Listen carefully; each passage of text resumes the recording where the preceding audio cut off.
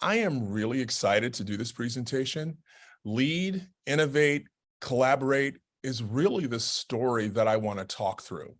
Our organization has gone through significant change, and so I'm excited to tell the story. The other reason I'm excited to be able to present to you is that I am hoping that your organization will grow, that you will take the lessons that we've learned, the things that we've done, and that your organization will grow not only in serving the number of people that you serve, but also that you would get stronger and better, that you would have greater impact and greater sustainability. And so I'm excited to tell that story about what we're doing. So our story really kind of begins with new leadership. Jacqueline Crunk and myself, we arrived in January. She arrived in January. I arrived in March of 2020. We were excited. We had lead, innovate, and collaborate at the top of our mind. We wanted to be leaders in the nonprofit community where we were leading by how we did things, the way we did things, and the level of our growth. We wanted to be thought leaders in the nonprofit community. We wanted to innovate. Both of us keep talking about we wanted to flip nonprofit thinking on its head. We wanted to hire the best. We wanted to invest in our people. We wanted to do things differently. We wanted to have a growth mindset versus a deficit mindset. And then, of course, we both agreed that collaboration was going to be the key to our success. How do we leverage the people in our community, the businesses in our community, and other organizations in our community? And I keep repeating the word community because we were not just thinking about building an organization, i.e. the Boys and Girls Club. We really wanted to impact our community. So we started with this new, fresh leadership mindset. And then, of course, COVID-19 came. And then we had to really rethink, what in the world are we doing? We sent all of our kids home for virtual learning. We did a lot of things like that really kind of upset our plan for what we were going to do.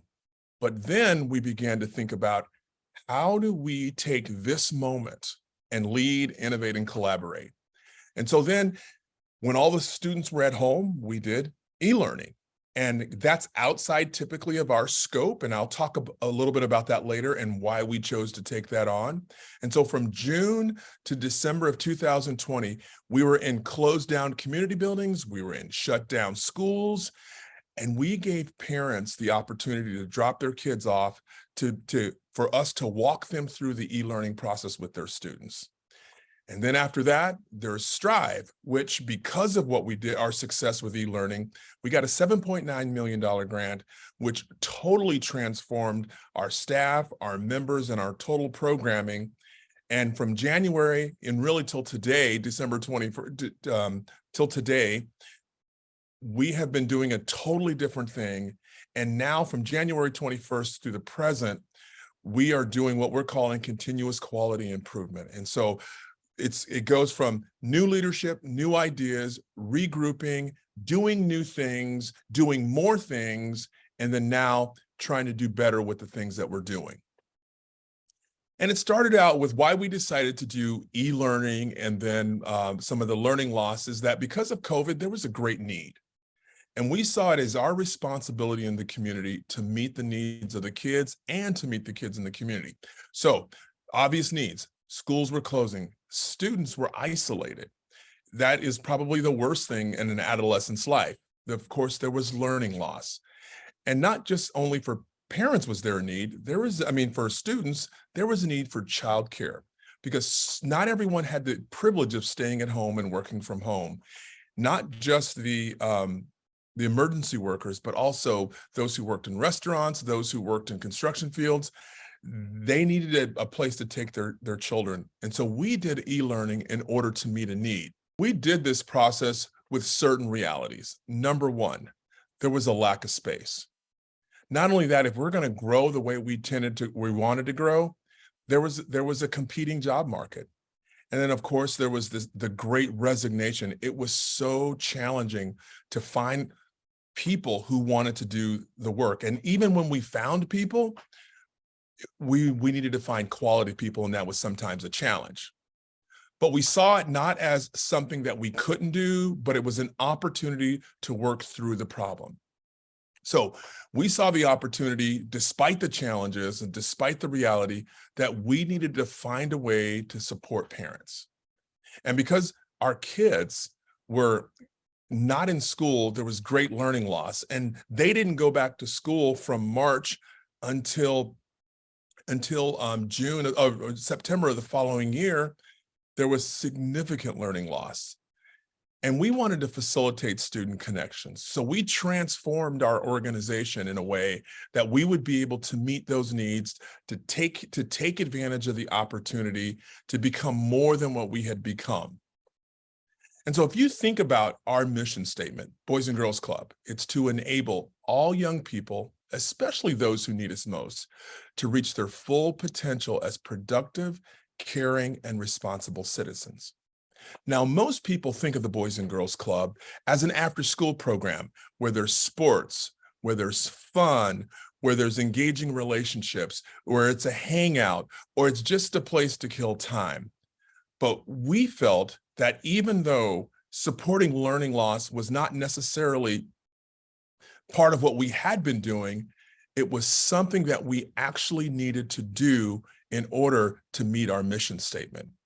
And so that became our impetus. And what I like to say is we have widened our lane. And I would encourage you, as you're thinking about meeting the needs in your community, don't look at what you've used to do, look at what you could do. And so in terms of innovation, we felt like we had to transform who we were in order to meet the needs of our community, in order to be a better organization. And I love Maurice Levy's quote. It says, we have to keep transforming ourselves to stay relevant for the future. One of the things that COVID-19 did for us, it realized that we were never going to be the same again. And so therefore, who were we going to be in order to meet the most current needs of our community and of our family members? So here's our approach. Our approach is reach, impact, and sustainability. We wanted to reach as many students as possible. There are over 16,000 students in our community that need our services, that go to school, that are adolescents. And currently we have reached at least 3,000 of them, and we are intentionally determining to do this, to reach as many as possible. However, we want to reach them with impact. We want to impact them in such a way that there's a mark left, a distinctive mark that they're better because they came to the Boys and Girls Club of St. Joseph County. And then finally, sustainability, which is defined by long-term success. So as we take this approach and we see the tragic state of youth in our community, we said without barriers, without hesitation, with the growth mindset, we want to reach as many kids, we want to impact as many kids, and we want to do it as long as possible. And so here was our mindset as we took that. We realized that we could not do it by ourselves. And so we think of collaboration as utilizing the collective genius. So we are not educators. We didn't hire educators for the most part. But what we do have is wonderful relationships with the school district. They have educators. So when we started e-learning, those teachers who were sent home, we hired them to be a part of our e-learning program, and we did the e-learning programs in community schools. We realized that as we widen our lane, we need more people, we need more resources in our lane to be able to be as effective as we possibly can be. Secondly, we said, we want to have creative thinking. We want to use creativity in this process. And for us, what that means is we want to overcome self-imposed constraints. Yes, we only do after-school programming. Yes, we typically known as the fun hangout, but those are constraints that we've put upon ourselves. We can do learning loss. We can impact literacy. We can impact math. We can impact a person's social emotional wellness if we partner with the right people and utilize their collective genius. And then lastly, innovation. And we think of innovation as developing something new that is beneficial. So we were really keen on reaching as many people as possible with the partnerships as possible, not being constrained by what we used to do or what people think we should do. And most importantly, we wanted to do something that met the need that was beneficial to our community. So this new program that we did that's called Strive is after school, focusing primarily on improving math fluency for students. We also put a high emphasis on reading and literacy, because if you can recall back, those third graders who are third graders today, they started their school journey in e-learning in front of a laptop, in front of an iPad or a Chromebook. And they were set back from the very beginning. So we decided to emphasize literacy. We also decided to emphasize emotional wellness because, again, some of those students who were in isolation, and many students had family members, whether it's near family or distant family, who lost people due to COVID. So there's all this emotional trauma that's happening there. And so, again, we're not experts in emotional wellness, but now we hired a psychologist who has started an emotional wellness program because we have a partnership with our Beacon Health program. And then lastly, we focus on entrepreneurship and not just starting businesses, but what is the mindset of an entrepreneur? Again, I really emphasize those four things are not typical staples of the Boys and Girls Club, but we wanted to lead and be thought leaders. Our CEO is monthly at our Indiana Department of Education lobbying for more funds to run this program. We wanted to innovate. We wanted to do new programming.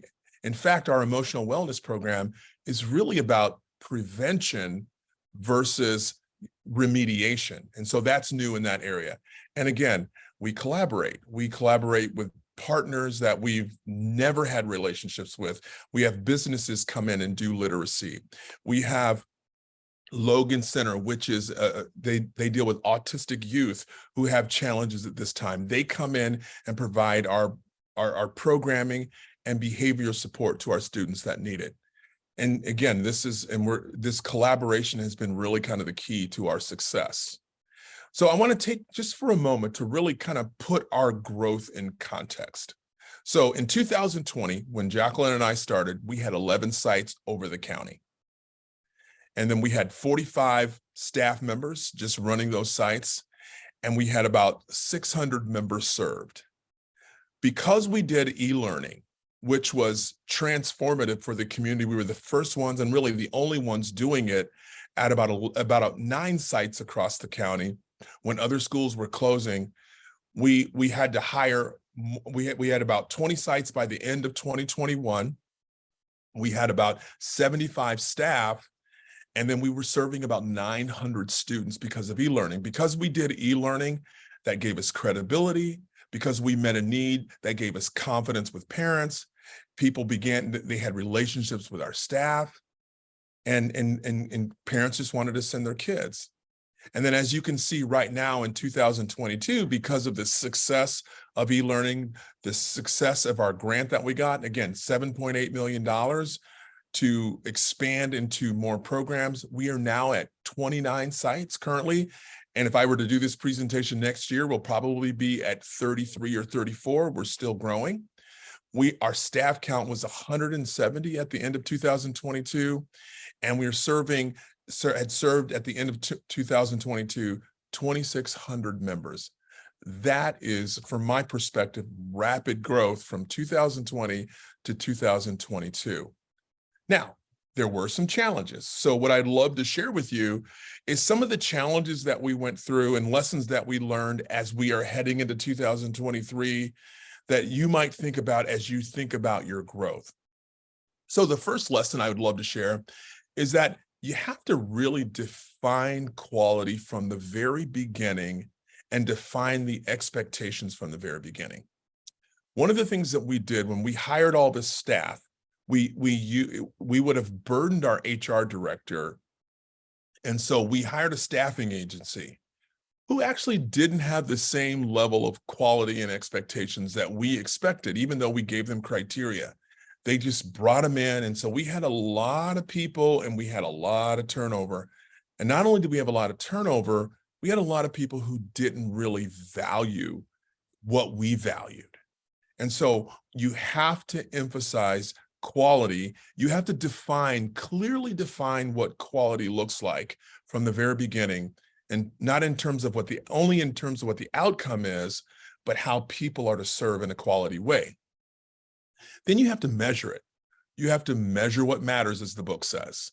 You have to continually pay attention to, are you meeting your objectives? Is the staff meeting the objectives? Measure it, and then you train, retain, or set free, because quality has to matter, because your clients, your students, your members deserve the best. And then start small and then grow. One of the things that we did when we first started our program, in every single building with the space that we had, again, as I said earlier, we were at 20 sites, is that we looked at what was the capacity and not what was going to be manageable.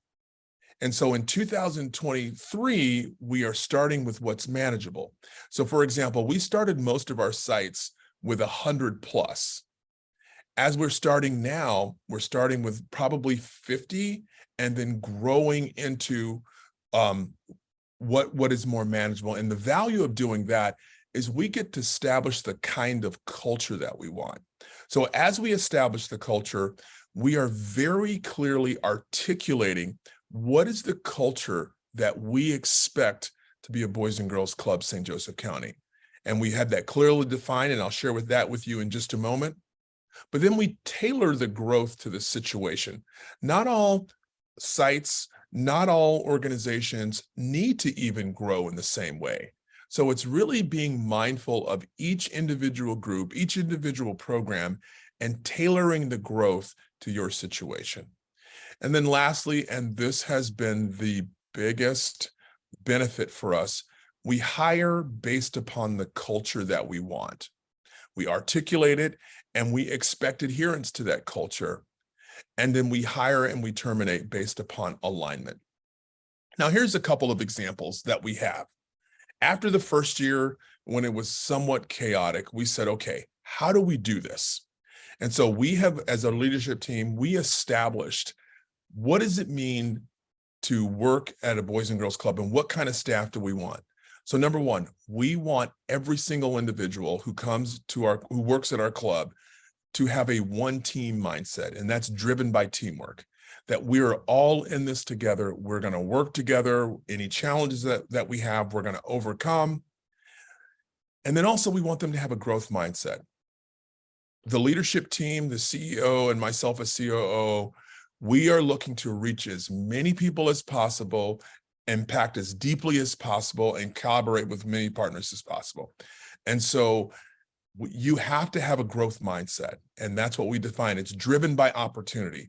If we see an opportunity, we're going to go after it. We're going to set the infrastructure, and we're going to reach as many people as possible.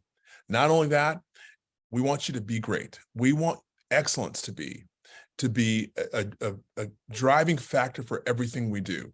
We believe our members, our students deserve the best, and anything less than that is not deserving of the kids that we serve. And lastly, and I would say most importantly, it's being mission driven. We want to serve the kids, especially those who need us most, to be productive citizens as they leave our club. So that's the culture that we are establishing. And then the next example that you see on the right is the expectations based upon the culture that we expect. So any person coming in, this is what it means to work in our club. This is what you're going to have to do to be successful in our club. Another example is, what does it mean for club quality standards? And so we have defined at every club that this is what quality looks like. This is what good student engagement looks like. These are the skills we want you to build. There's the outcomes we want to have. And of course, we want everything to be safe. And we have defined those things to be very clear for across the entire board, so that all of our staff know what quality looks like. A couple of things to share in terms of philosophy. Last couple of things I'd love to share with you is, number one, never say no. Always say maybe, or always say, what could we do if this were possible? And I think it's important that when these opportunities come, that always think about your why is not flexible. Your mission is not flexible, but your how is. And when things seem too big, when things seem too much, ask the question, what would have to be true in order for us to do this? Sometimes we say no to things that we know should be done because we can't see a way to get it done. And I would suggest always asking the question, what would have to be true in order to do this? Next is never settle, always improve. We have a pretty good system in place right now, but next year it's going to even be better. We're going to refine our metrics. In fact, the first slide I said entrepreneurship, and I forgot I'd even mention that because we're not doing entrepreneurship anymore. We're moving into workforce development. We're kind of retooling and refocus.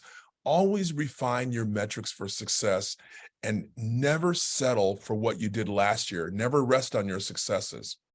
And again, I would say most importantly, in terms of the lessons learned, know your strengths and know your weaknesses and partner for excellence.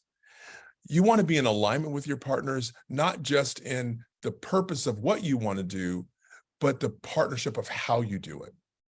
And so you want to make sure that your partners share your culture as well.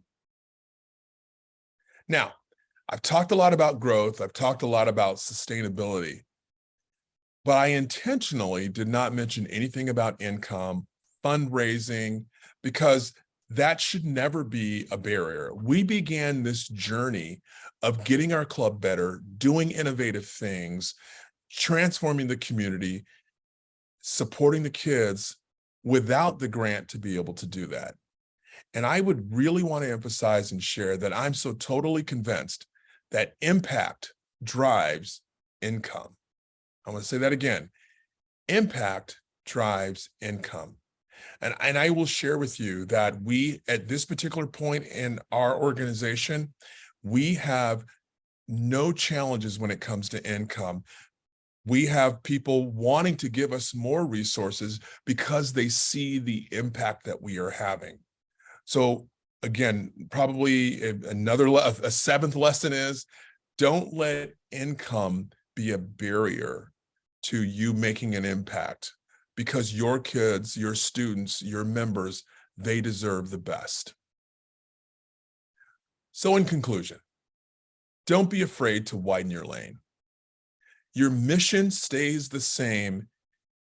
The methods, the hows might change. Be willing to expand to meet your mission even better.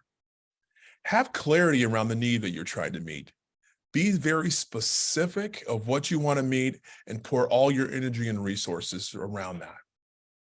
Your clients, your members, they deserve the best possible program ever. Never settle short on quality. And share your quality program with as many people as possible. Don't keep it small. Keep it great, both in number and in impact. And then lastly, always improve or alter your programming to ensure it remains relevant. For us, if we are successful, e-learning will be an irrelevant thing in the next few years. We can't talk about learning loss anymore because hopefully we would have been successful in that, and we will move to something else in order to impact our kids in a most impactful way. Again, I repeat, I am so excited to be able to do this presentation. And I'm so glad that you're here. And my biggest joy would be you go back and grow your organization, have a bigger impact in your community to transform the people that you served. Thank you.